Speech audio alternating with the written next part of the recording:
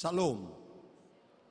Selamat hari Minggu, Bapak, Ibu, dan Saudara yang terkasih dalam nama Tuhan kita Yesus Kristus.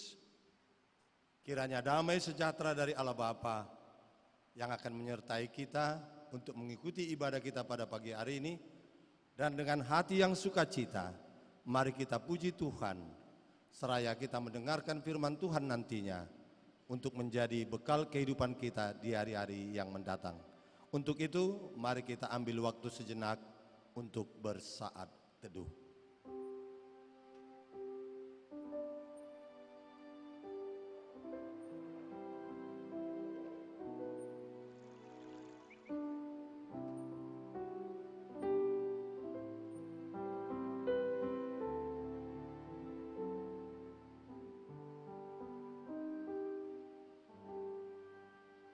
Amin. Kita awali ibadah kita ini dengan bernyanyi dari Kidung Jemaat nomor 454 ayat 1 sampai 3, Indahnya Saat yang Teduh.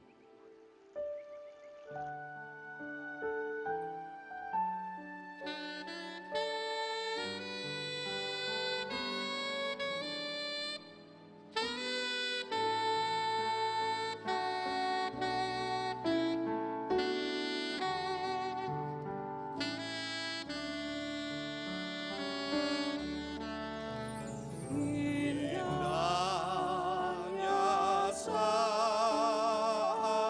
yang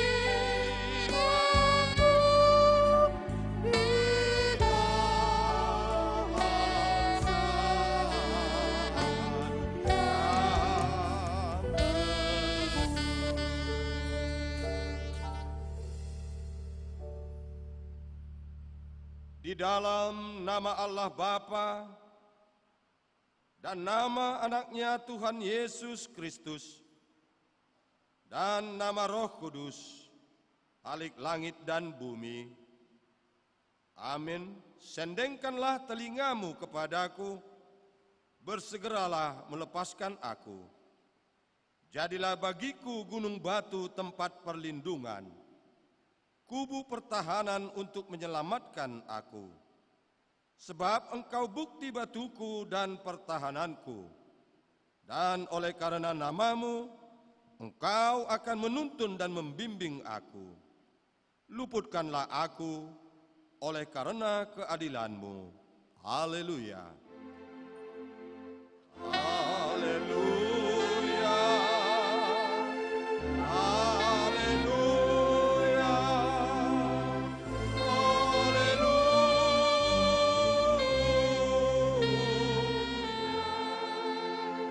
Kita berdoa. Ya Bapa kami yang di sorga, Engkau telah menyuruh anakmu Tuhan Yesus Kristus ke dunia ini untuk merusak pekerjaan iblis itu. Bangunkanlah kami dengan roh-Mu yang kudus itu, agar kami jangan tertidur di dalam dosa kami, tetapi agar kami pada akhirnya memperoleh kemenangan, dan kami berdamai selama di dunia ini, sampai pada kehidupan yang kekal di dalam anak-Mu Tuhan Yesus Kristus, Tuhan kami. Amin.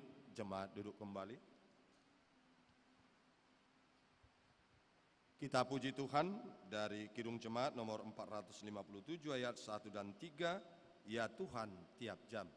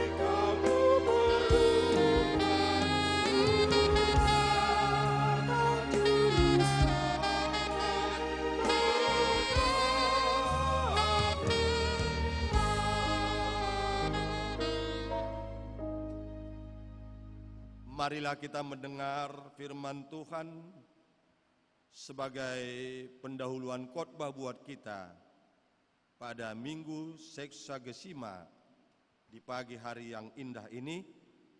Kita akan membacanya secara bergantian dari kitab Markus 1 ayat 29 sampai dengan 39.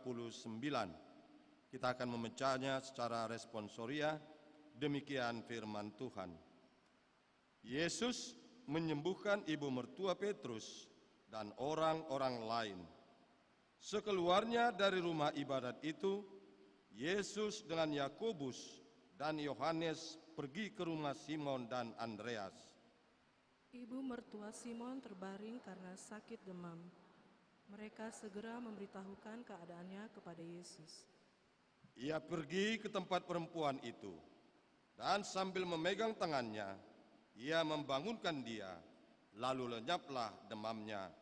Kemudian perempuan itu melayani mereka.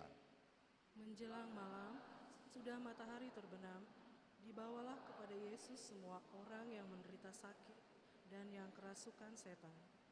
Maka berkerumunlah seluruh penduduk kota itu di depan pintu.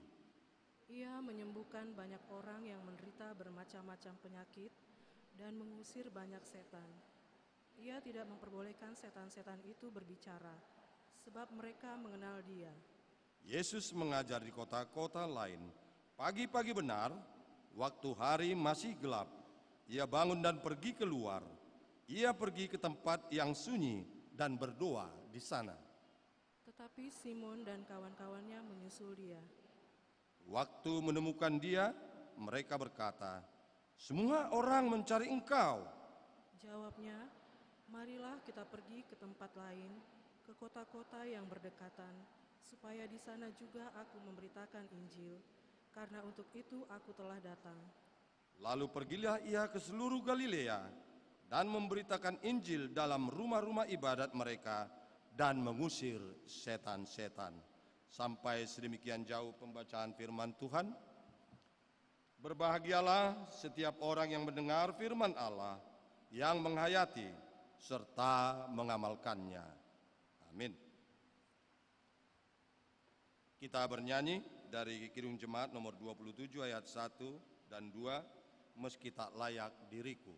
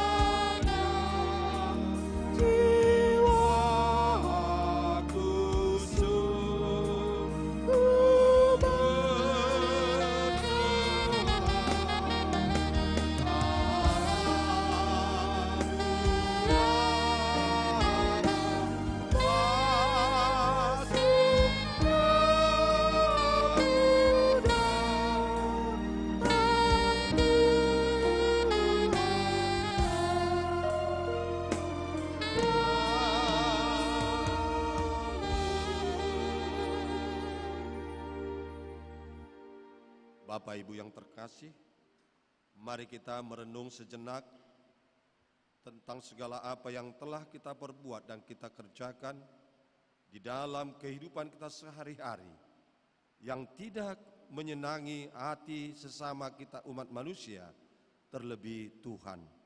Untuk itu, dengan segala kerendahan hati, mari kita datang ke hadapan Tuhan untuk memohon keampunan dosa kita.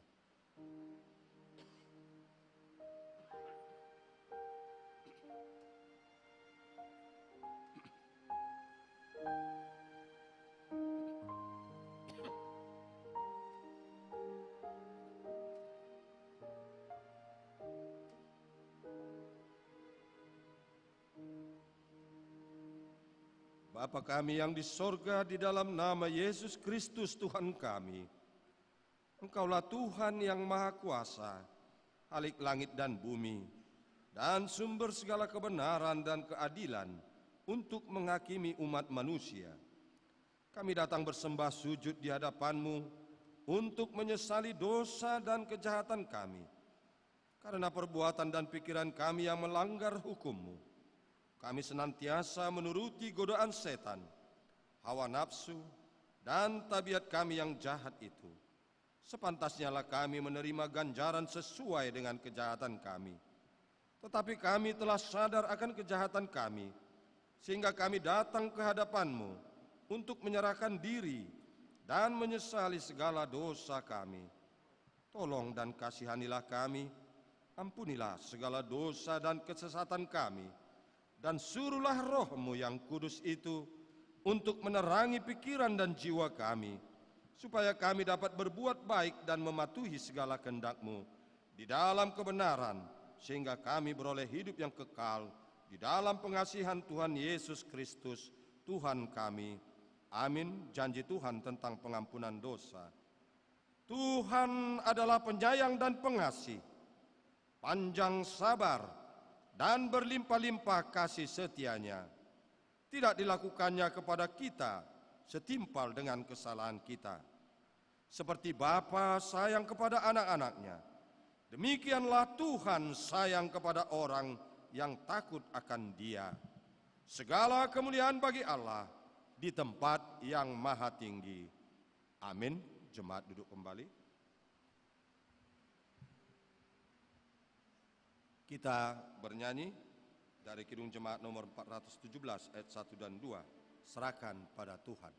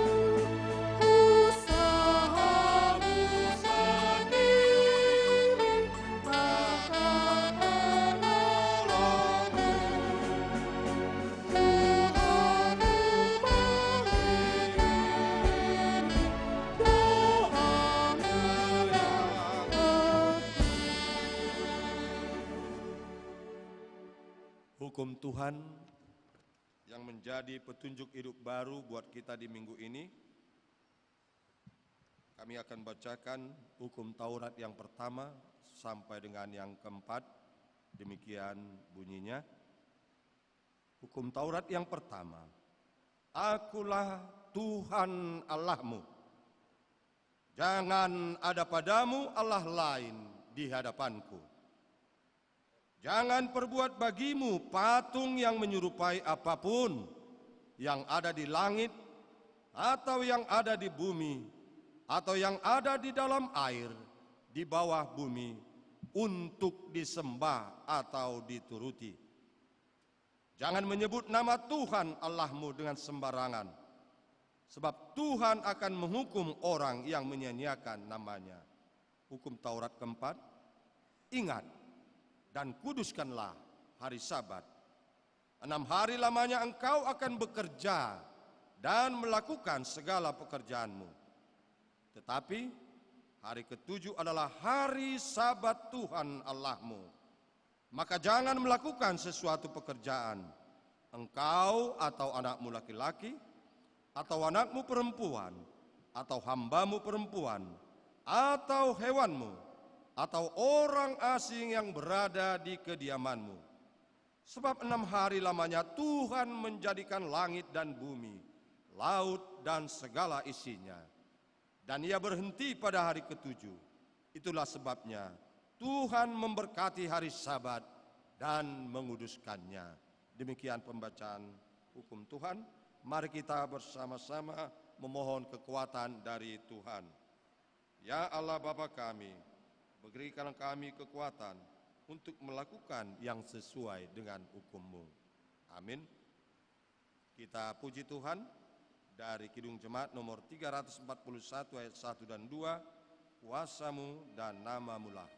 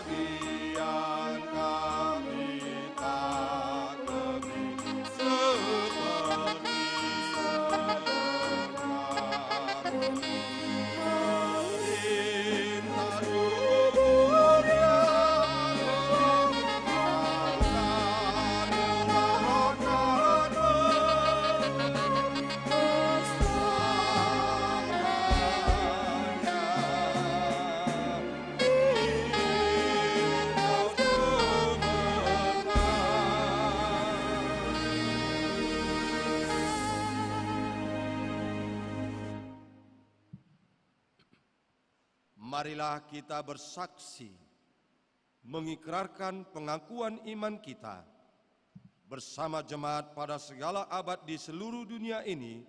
Kita ucapkan bersama, aku percaya kepada Allah Bapa yang Maha Kuasa, Khalik langit dan bumi.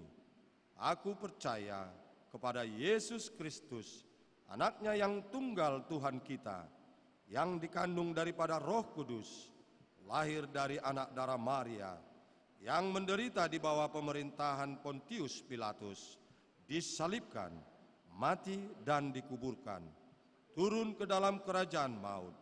Pada hari ketiga, bangkit pula dari antara orang mati, naik ke sorga, duduk di sebelah kanan Allah Bapa yang Maha Kuasa, dan akan datang dari sana untuk menghakimi orang yang hidup dan yang mati. Aku percaya kepada Roh Kudus, gereja yang kudus dan am, persekutuan orang kudus, pengampunan dosa, kebangkitan daging, dan hidup yang kekal. Amin. Untuk mempersiapkan hati dan pikiran kita menyambut firman Tuhan, kita angkat terlebih dahulu pujian dari Kidung Jemaat nomor 434 ayat 1 dan 4. Allah adalah kasih dan sumber kasih.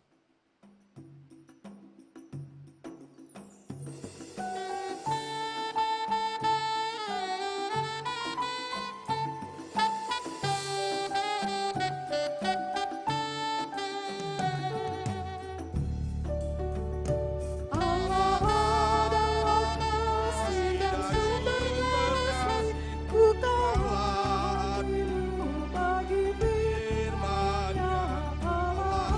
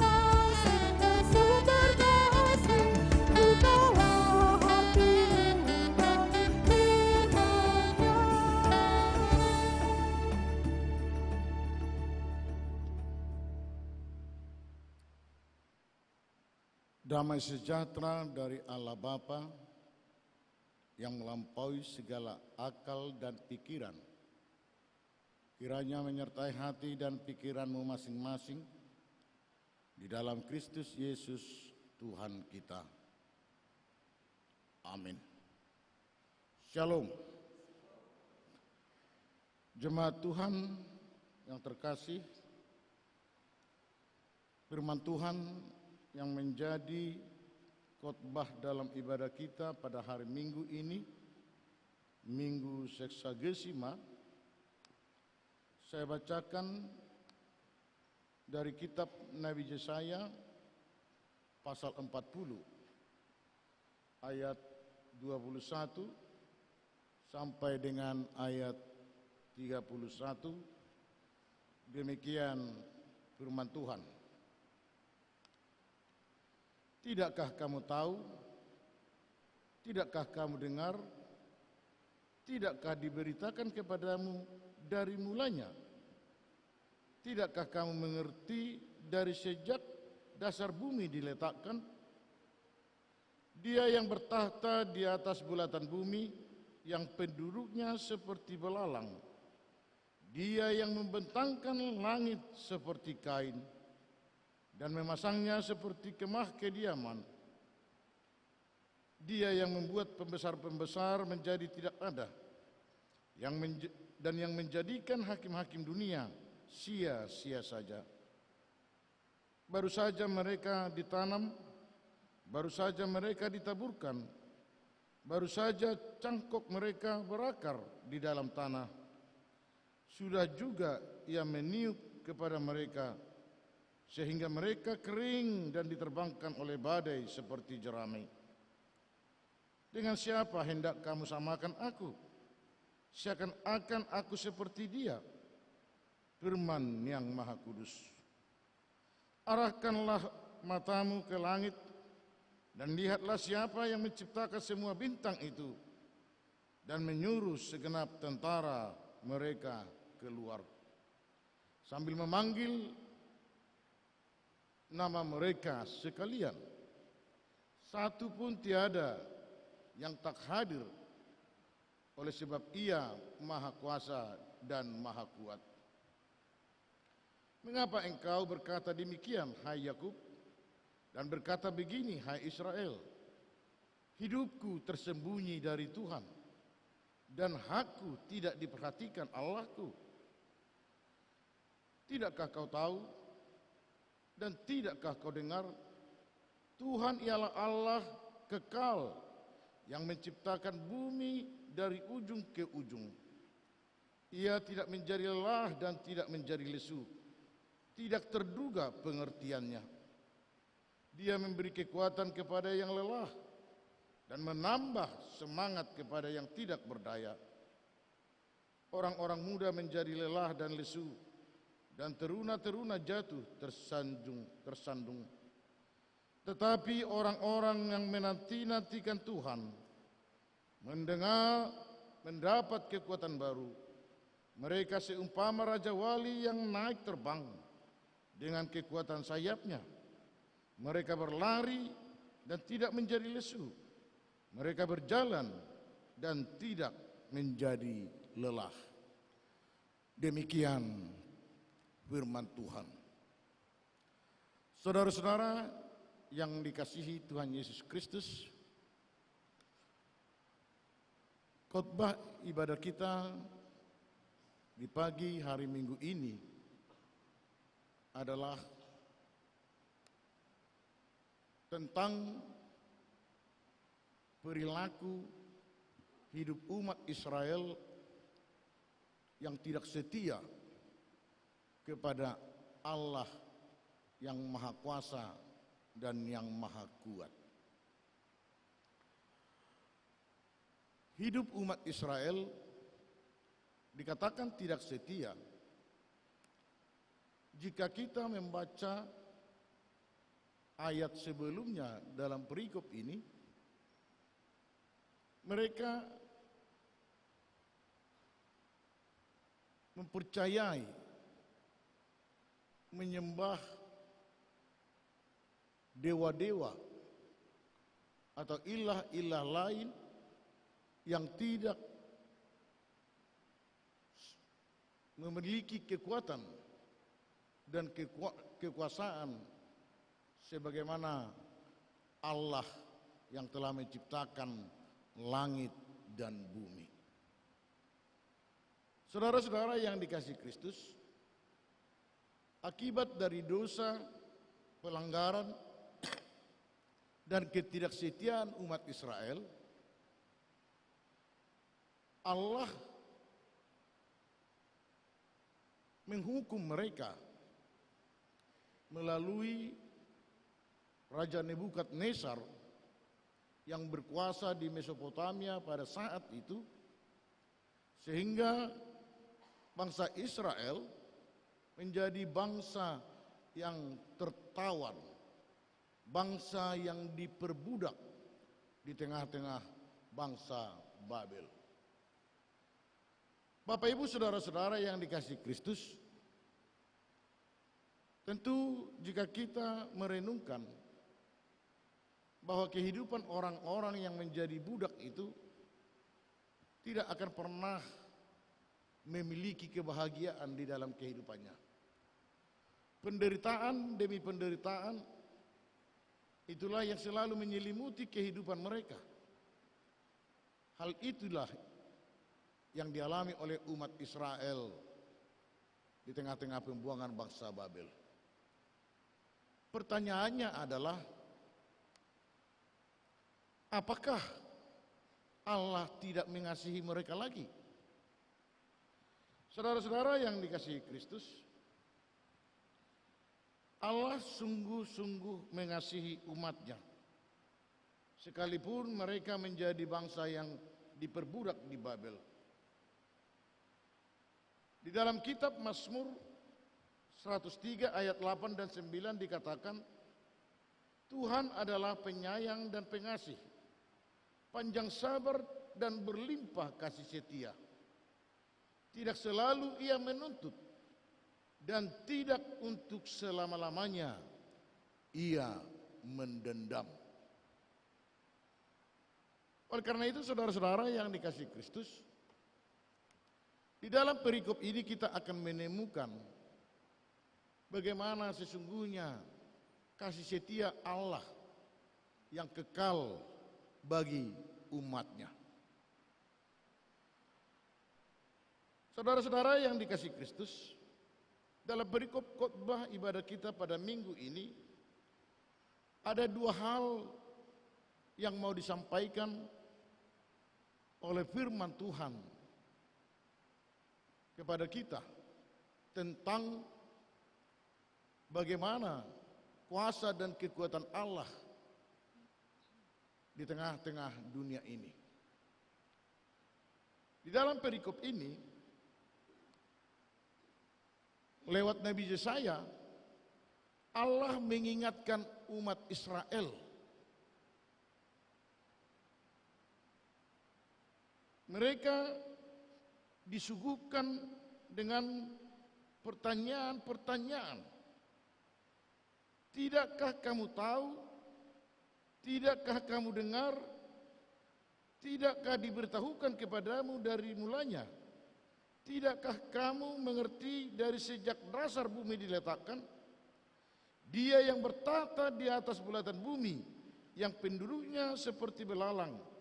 Dia yang membentangkan langit seperti kain dan memasangnya seperti kemah kediaman. Apa yang disampaikan oleh Yesaya kepada umat Israel adalah sebuah teguran bahwa mereka lupa dengan Allah yang menciptakan dunia ini, yang membentangkan langit, bahkan yang menciptakan manusia sebagai makhluk yang paling mulia di hadapan Tuhan. Pertanyaan ini muncul karena ayat sebelumnya dikatakan di sana, jadi dengan siapakah hendak kamu samakan Allah? Dan apa yang dapat kamu anggap serupa dengan Dia? Patungkah, tukang besi menuangnya, dan pandai emas melapisinya dengan emas, dan membuat rantai-rantai perak untuknya? Lewat perikop ini, kita memahami bahwa umat Israel berpaling dari Tuhan. Mereka menyembah-nyembah patung. Mereka menyembah Allah-Allah yang ada di dunia ini.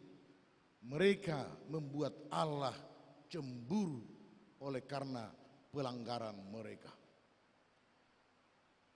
Saudara-saudara yang dikasihi Kristus, ucapan ini disampaikan oleh Yesaya supaya mereka mengingat kembali akan kebesaran Allah, bahwa pada dahulunya juga mereka menjadi bangsa yang diperbudak di Mesir. Sesungguhnya Allah lah yang melepaskan mereka. Mengingat kebesaran, kuasa dan kekuatan Allah, seharusnya umat Israel tidak akan melakukan pelanggaran terhadap Tuhan. Yang kedua, saudara-saudara yang dikasihi Kristus, nats ini juga mau menyampaikan kepada umat Israel bahwa Allah selalu melihat dan menyertai mereka di tanah pembuangan itu. Allah mengasihi mereka. Allah merancang pembebasan kepada umatnya. Allah mau memulihkan hidup umat yang dikasihinya dari penderitaannya menjadi bangsa yang sembuh, yang tidak hidup di dalam penjajahan bangsa-bangsa lain. Oleh karena itu, umat Israel harus menyadari, jangan lagi mereka mengatakan, hidupku tersembunyi dari Tuhan dan hakku tidak diperhatikan Allahku. Tidakkah kau tahu dan tidakkah kau dengar, Tuhan ialah Allah kekal yang menciptakan langit dan bumi dari ujung ke ujung. Ia tidak menjadi lelah dan tidak menjadi lesu, tidak terduga pengertiannya. Bapak Ibu saudara-saudara yang dikasihi Kristus, nats ini mau mengatakan kepada umat Israel bahwa Allah itu tidak akan membiarkan mereka selamanya dalam pembuangan. Allah tidak selamanya mendendam atas pelanggaran-pelanggaran mereka. Allah memiliki rencana yang besar untuk keselamatan umatnya. Tetapi mereka perlu diingatkan, dan Yesaya mengajak mereka untuk merenungkan kebesaran-kebesaran Tuhan di dalam kehidupan mereka, supaya mereka mau berubah dan bertobat di hadapan Tuhan. Bapak Ibu saudara-saudara yang dikasihi Kristus, kehidupan umat yang terjajah, kehidupan umat Israel yang mengalami penderitaan di tengah-tengah bangsa Babel adalah sebuah pembelajaran yang harus mereka jalani untuk tidak melakukan pelanggaran-pelanggaran lagi. Sekalipun penderitaan demi penderitaan mereka alami, penderitaan itu harus menjadi sebuah pelajaran yang berharga supaya mereka tidak mau lagi memberontak kepada Tuhan. Dalam perikop ini, Yesaya menyampaikan kepada umat Israel supaya mereka mengenal bagaimana kekuatan Allah di dalam kehidupan umat manusia di tengah-tengah dunia ini. Di ayat yang ke-29 dikatakan, Dia memberi kekuatan kepada yang lelah dan menambah semangat kepada yang tidak berdaya. Artinya, Allah juga akan memulihkan hidup umat Israel, akan memberi kekuatan kepada umatnya, dan mereka akan dihibur dan beroleh kekuatan yang baru. Bapak Ibu saudara-saudara yang dikasihi Kristus, apakah yang menjadi makna yang boleh kita renungkan melalui nats ini dalam ibadah kita di pagi hari ini? Yang pertama, saya mau menyampaikan, Bapak Ibu saudara-saudara yang dikasihi Kristus, kita harus sadar bahwa hidup kita ini adalah milik Tuhan. Hidup kita ini adalah ciptaannya. Oleh karena itu, sesungguhnya bagi orang-orang yang percaya, hidupnya harus diserahkan secara mutlak hanya kepada Tuhan. Jangan pernah ada di antara orang-orang yang percaya kepada Allah menyerahkan dirinya juga kepada kuasa-kuasa di dunia ini.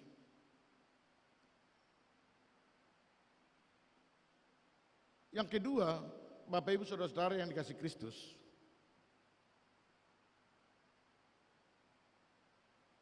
bisa saja terjadi di dalam kehidupan kita banyak pergumulan, penderitaan, persoalan yang kita hadapi. Tetapi bukan berarti ketika persoalan-persoalan itu datang menghadang dalam kehidupan kita,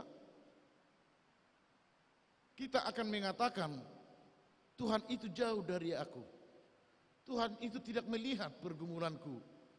Tuhan itu tidak menghiraukan hidupku. Saudara-saudara yang dikasihi Kristus, orang yang percaya kepada Allah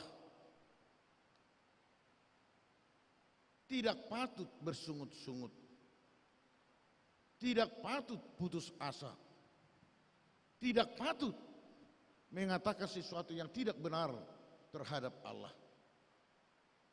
Tetapi ketika penderitaan, pergumulan itu datang di dalam kehidupan kita yang mungkin kita tidak duga, kita tidak bisa menerimanya, firman Tuhan mengatakan untuk menghibur kita.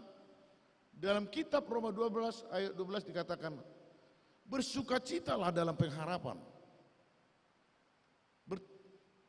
sabarlah dalam kesesakan, bertekunlah dalam doa.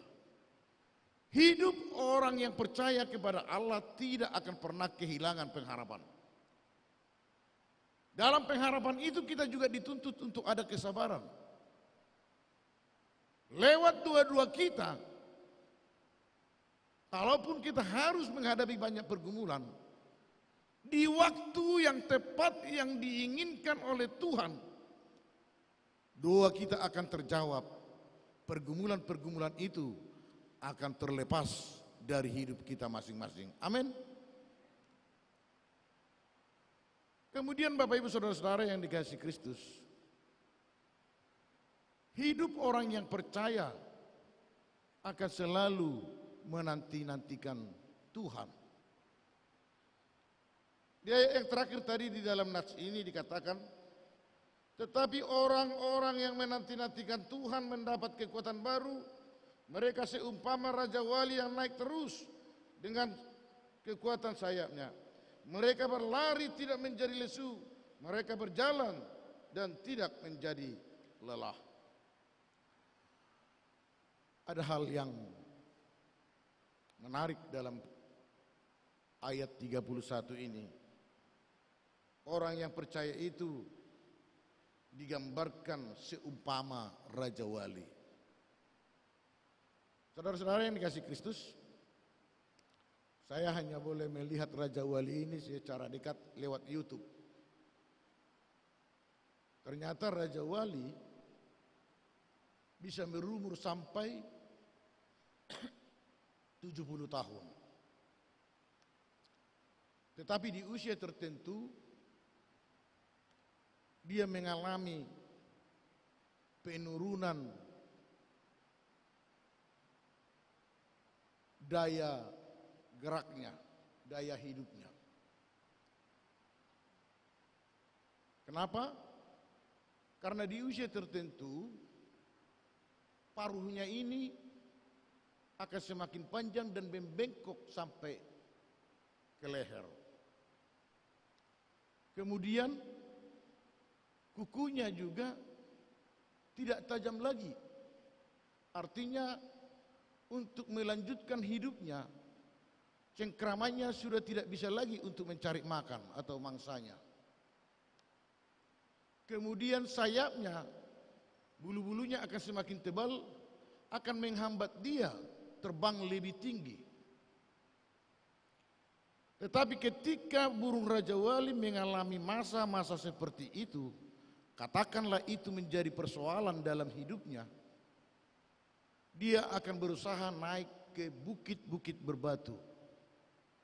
Dia akan mematok-matokkan paruhnya supaya patah dan tumbuh paruh yang baru.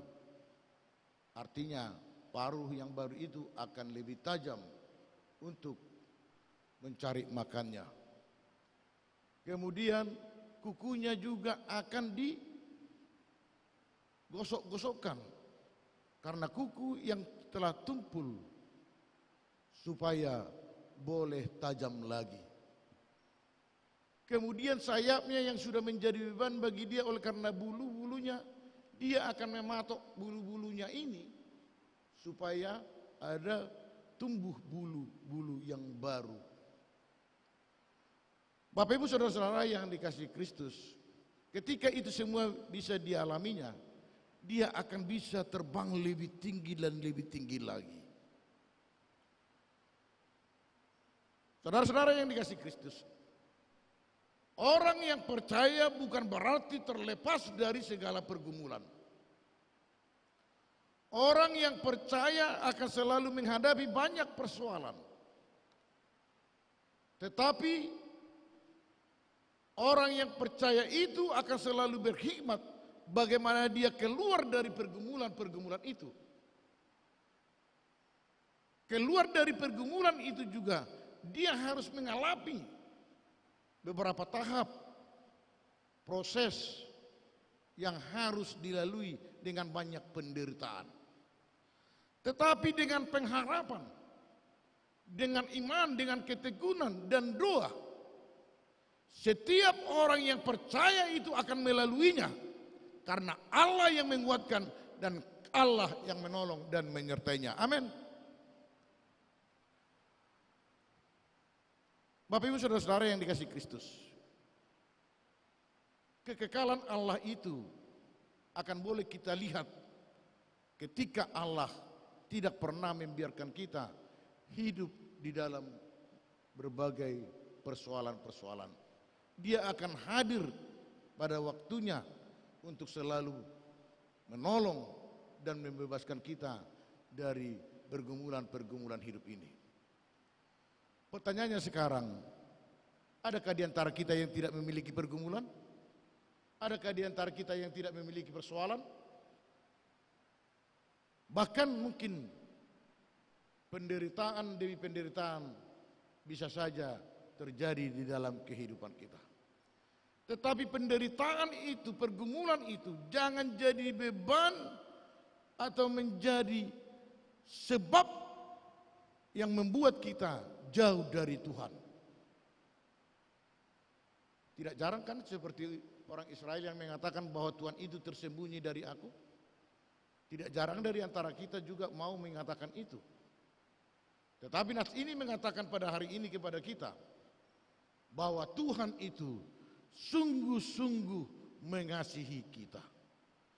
Jikapun kita memiliki banyak pergumulan, Rasul Petrus mengingatkan kita dengan nasihat yang mengatakan demikian.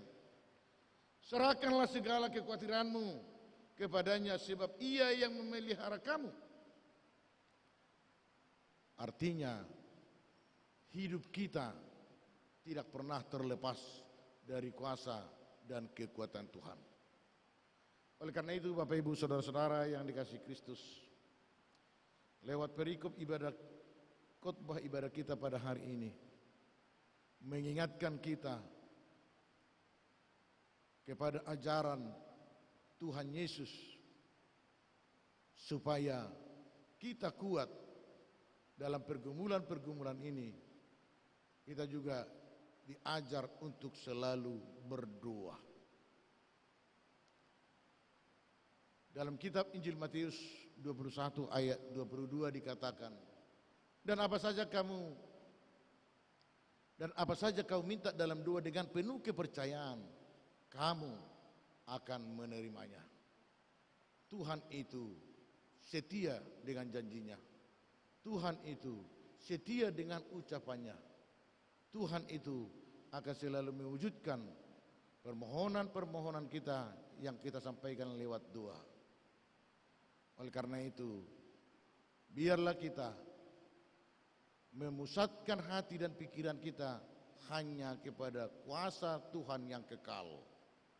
Di dalam kitab Amsal pasal 3 ayat 5 dikatakan, di hata-bata didok marhapo satu jahuba maho jala unako marpangusadean tu pikiranmu sendiri. Percayalah kepada Tuhan, jangan bersandar kepada pikiranmu sendiri. Amin, kita berdoa. Terima kasih Bapa di sorga, Engkau sungguh baik Tuhan, melayakkan kami boleh beribadah di pagi hari ini di tengah-tengah gerejamu GKP Padang Bulan ini. Biarlah sukacita kami semakin bertambah, biarlah pengharapan kami, iman kami semakin kokoh, karena kami tahu Tuhanlah yang maha kuasa dan yang maha kuat, yang boleh memberi pertolongan dan keselamatan bagi kami. Terima kasih Bapa.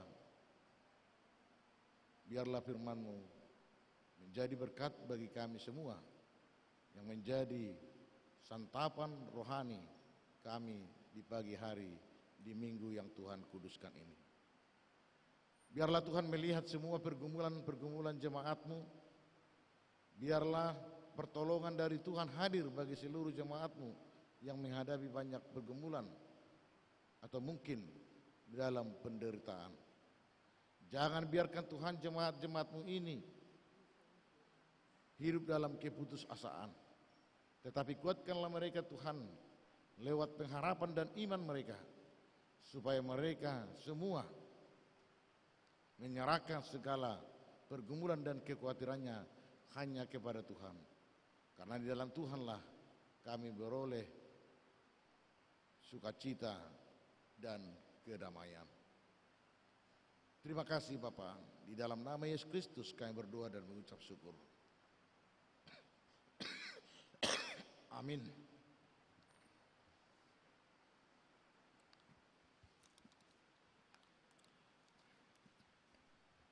Kita bernyanyi dari nomor 353 ayat 1 dan 2.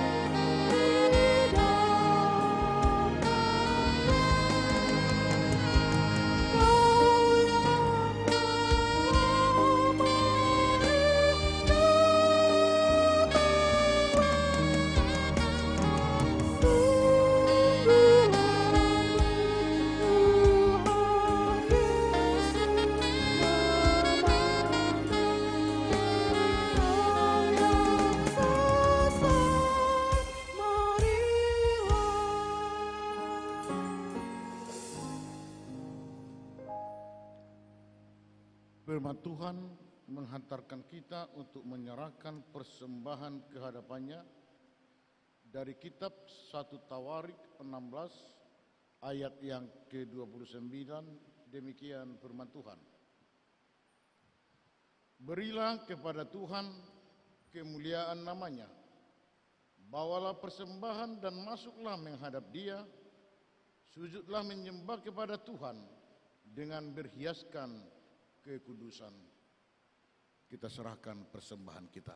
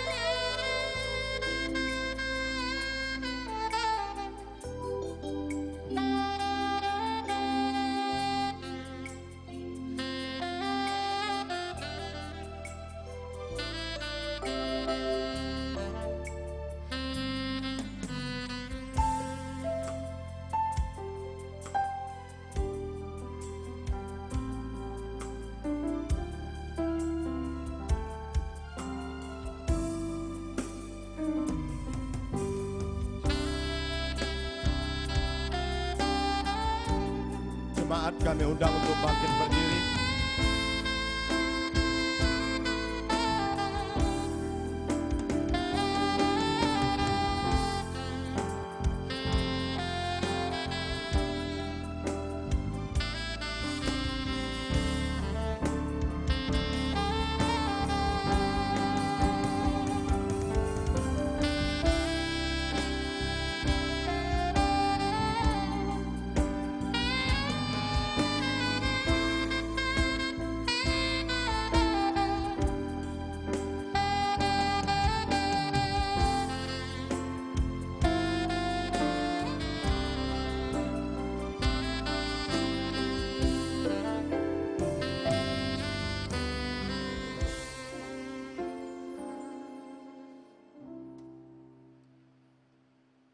Marilah kita serahkan persembahan kita ke hadapan Tuhan, kita berdoa.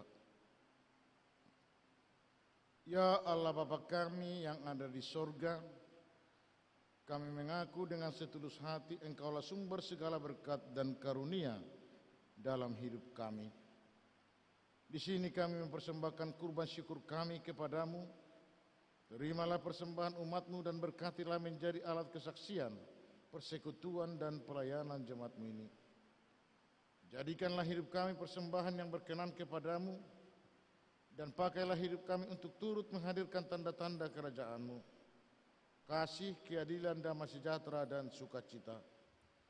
Bukalah hati kami oleh Roh Kudus-Mu, agar kami senantiasa mengucapkan syukur kepadamu, di dalam nama Yesus Kristus Tuhan kami. Amin. Puji syukur terimalah atas berkat anugerah di rumah yang sejahtera yang Kau beri. Pemberian kami selamanya dari tangan kuasanya yang Kau terima, itulah yang Kau beri.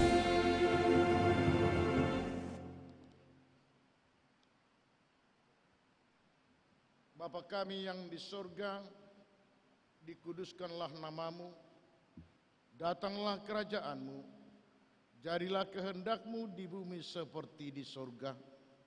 Berikanlah kami pada hari ini makanan kami yang secukupnya, dan ampunilah kami akan kesalahan kami, seperti kami juga mengampuni orang yang bersalah kepada kami.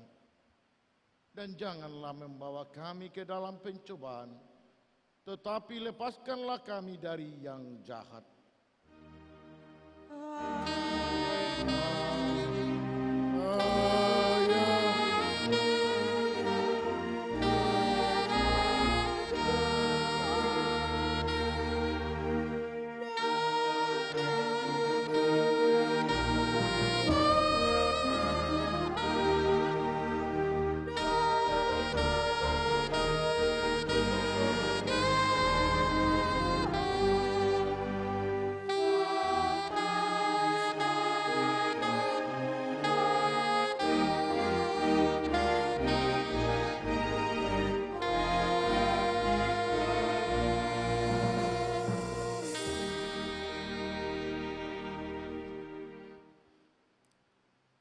Pulanglah dengan damai dan terimalah berkat dari Tuhan.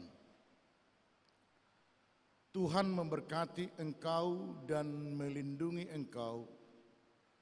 Tuhan menyinari engkau dengan wajah-Nya dan memberi engkau kasih karunia. Tuhan menghadapkan wajah-Nya kepada engkau dan memberi engkau damai sejahtera. Amin.